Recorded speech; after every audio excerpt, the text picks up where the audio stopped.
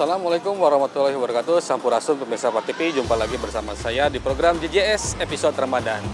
Episode kita kali ini, saya sedang berada di Masjid Tegal Kalong. Kita akan mengulas cerita tentang sejarah Masjid Tegal Kalong. Konon katanya, Bupati itu tidak boleh melakukan sholat id di pusat kota ketika Idul Fitri jatuh pada hari Jumat. Seperti apa ceritanya? Tetap ikuti saya di program JJS episode Ramadan.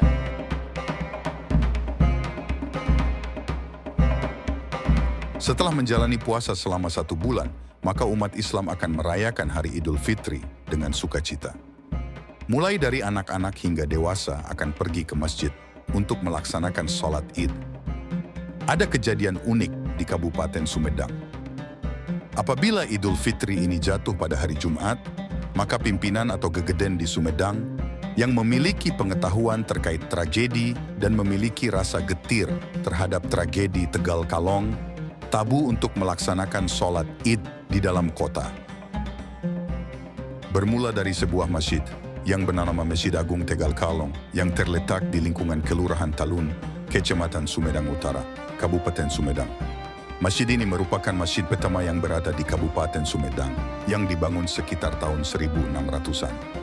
Dan Tegal Kalong pada waktu itu merupakan ibu kota kerajaan Sumedang Larang.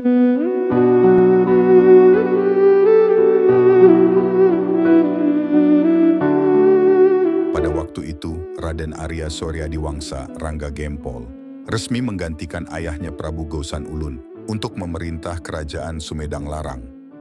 Maka dibangunlah masjid yang berbentuk bangunan permanen segi 4 berukuran 22 kali 8 meter pada tahun 1600-an.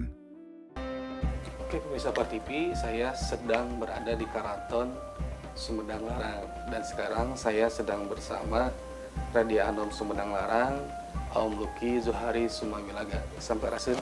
Sampai. Alhamdulillah. Nah, Pak, sekarang kita dari Par TV sedang jalan-jalan seru edisi Ramadan. Ya. Dan kebetulan di Sumedang itu ada sebuah masjid yang syarat akan dengan sejarah, Masjid Tegal Kalong seperti itu. Dan Masjid Tegal Kalong ini sangat unik. Uniknya tentu ada peristiwanya pada masa lampau dan ada sebuah larangan untuk Bupati Sumedang ketika Idul Fitri jatuh pada hari Jumat. Bupati Sumedang itu harus melakukan sholat id di luar Sumedang, bukan pusat kota. Ya. Nah, sebelum masuk ke sana mungkin bisa sedikit menceritakan ada peristiwa apa sih di Masjid Tegal Kalong ini pada masa lampau. Ya, memang kalau kita menyimak sejarah dari Masjid Tegal Kalong memang panjang ya.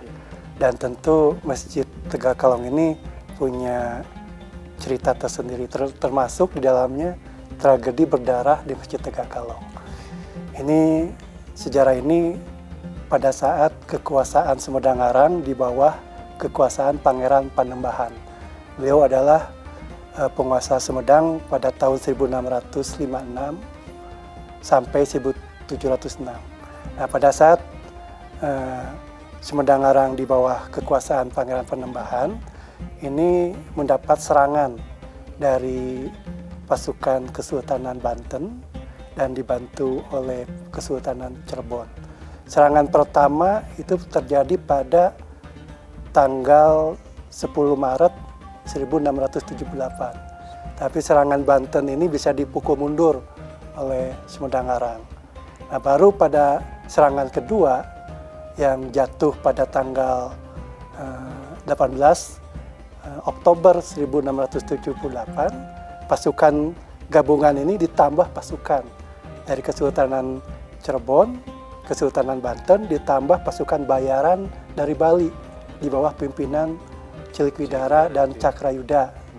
Waktu itu menyerang Sumedang pada bulan Ramadan. Ya, pada bulan Ramadan, pada bertepatan Pangeran Panembahan dengan rakyat Sumedang sedang melaksanakan sholat Idul Fitri di Masjid Tegal Kalong. Iya, karena Masjid Tegal Kalong itu dulu adalah sebuah kawasan kosmologi ibu kota Sumedang Larang.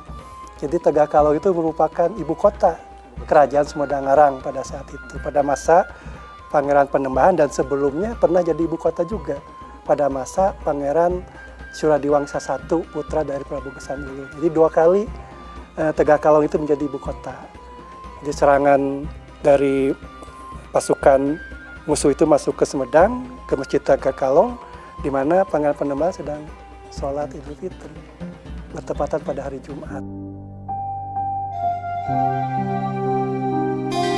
Pada 16 November tahun 1786, terjadi serangan oleh Kesultanan Banten yang dipimpin oleh Cilikwidara dan Cakrayuda. Serangan ini dilakukan ketika Bupati Pangeran Panembahan dan para pejabat serta masyarakat sedang menjalankan syalat Hari Raya Idul Fitri yang jatuh pada hari Jumat. Akibat serangan tersebut, banyak jatuh korban di pihak Sumedang, diantaranya Pangeran Tumenggung Tegal Kalong, adik Pangeran Suryadiwangsa, Raden Arya Sacapati, Raden Mas Alom, dan banyak lagi. Ya, pada saat itu Pangeran Panembahan sendiri bisa meloloskan diri ke daerah Indramayu, ke saudaranya, untuk menghimpun kekuatan militer lagi. Tetapi dalam peristiwa berdarah Tegakalong ini, banyak kerabat bareng Pangeran Panembahan yang gugur. Di antaranya ada Temenggung Jagasatru, terus ada Pangeran Tegakalong, ada juga Raden Mas Bangun.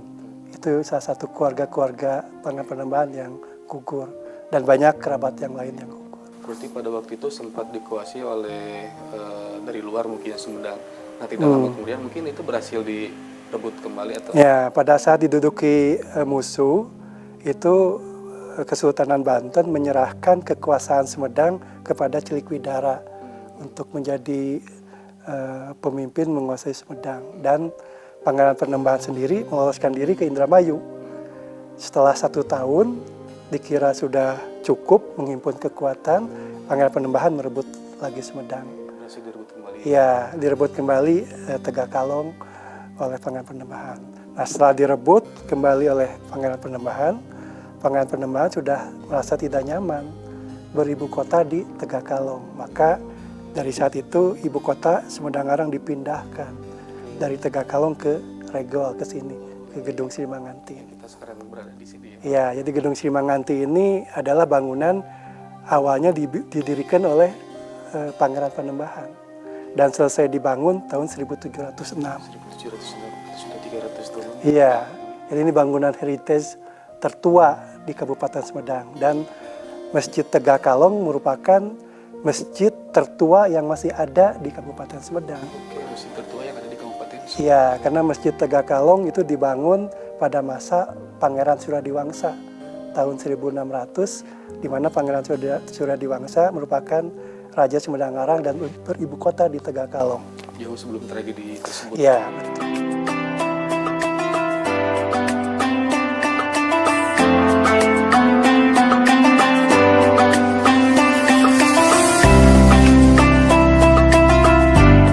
Berdasar tragedi berdarah itu, masyarakat Sumedang yang memegang teguh adat secara turun-temurun tidak membolehkan siapapun yang menjadi Bupati Sumedang atau Gegeden untuk melaksanakan syalat Iyed di Sumedang jika Hari Raya Idul Fitri jatuh di hari Jumat. Nah, sekarang yang ingin saya tanyakan ini, bagaimana tanggapan Yang Mulia Radia Alom terkait tentang bahwa Bupati itu tidak boleh untuk sholat Idul Fitri di pusat kota ketika misalkan Idul Fitrinya itu jatuh pada hari Jumat. Hari Jumat. Nah, pada waktu itu juga mungkin hari Jumat ya? Iya, Ya. kita pernah beberapa waktu Idul Fitri jatuh pada hari Jumat, dan memang di Sumedang ada sebuah ketabuhan yang sudah turun-temurun. Apabila Idul Fitri pada hari Jumat, itu penggede Sumedang atau keluarga yang mengetahui tentang cerita sejarah ini untuk tidak sembahyang Idul Fitri di Sumedang. Jadi harus keluar dari Sumedang. Bukan berarti tidak boleh sembahyang, tapi sembahyang Idul Fitrinya di luar pusat kota. Itu mau ke Bandung, mau ke Cirebon. Keluar Sumedang? Keluar Sumedang. Bukan misalkan pindah kecamatan gitu? Ya, keluar Sumedang, keluar daerah ya. Sumedang. Tapi dalam hal ini kan merupakan sebuah untuk menghormati konteks sejarahnya. Ya. Memang saat itu ada sejarah yang sangat kelabu bagi Sumedang. Oke. Sebagai apa ya? Menghormati lah Pak ya. Iya, menghormati leluhur, betul. Karena nyenyeri ya, disakiti. Ketika sedang sembahyang. Oh, iya, ya. betul. Oleh sebuah kerajaan yang bersifat kesultanan, yang notabene kesultanan itu Muslim. Jadi saya sangat tidak setuju apabila ada yang menyatakan menyerang sebuah kerajaan itu untuk Islamisasi. Saya kira itu harus diubah ya. Ya, karena Sumedang Ngarang sendiri sudah Islam. Sudah Islam. Jadi tidak ada proses Islamisasi di situ. Tidak ada. Sudah beragama Islam. Enggak, beragama Islam. Oke, terima kasih Hatur Nuhun Pangarsa atas informasinya, atas Ya, sami-sami ya. terkait sejarah Masjid Tegal Kalong. Dan kita selaku generasi muda mungkin harus lebih melek lagi terhadap sejarah. Ya. Peristiwa sejarah kita terdahulu ya itu teramat panjang gitu. Betul. Banyak sekali manfaat nilai yang dapat kita lestarikan, yang dapat kita ajarkan kepada anak didik kita seperti itu. Meski demikian, hubungan antara Sumedang dengan Banten dan Cirebon sekarang ini berlangsung damai dan tidak ada kurang satu apapun. Masa lalu adalah sebagai refleksi untuk masa depan agar dapat menjadi lebih baik lagi. Ya, pesan-pesan dari saya mungkin kita harus belajar dari sejarah masa lalu untuk melakukan perbaikan masa kini dan masa akan datang. Jadi masa lalu itu cermin untuk kita meningkatkan sebuah kualitas diri untuk masa akan datang. Itu mungkin pesan yang harus diingat. Tapi kalau untuk sekarang baik-baik saja hubungannya dengan Banten, dengan Cirebon? Baik-baik saja. Kan kita keluarga betul. Itu kan hanya kronologis perjalanan saja. Sekarang kita bersahabat. Ya, kita dengan Kesultanan dari Cirebon baik. Bahkan hubungan emosional pun kuat terbangun. Dengan Banten pun kita baik. Kita sama-sama masuk ke dalam forum Keraton Nusantara ya Mas. Oke, hatur nuhun sekali lagi Pangarsa, mudah-mudahan sehat selalu. Oke, pemirsa Part TV, kita tutup saja. Wabillahi taufiq wal hidayah. Wassalamualaikum warahmatullahi wabarakatuh. Sampurasun. Rampes.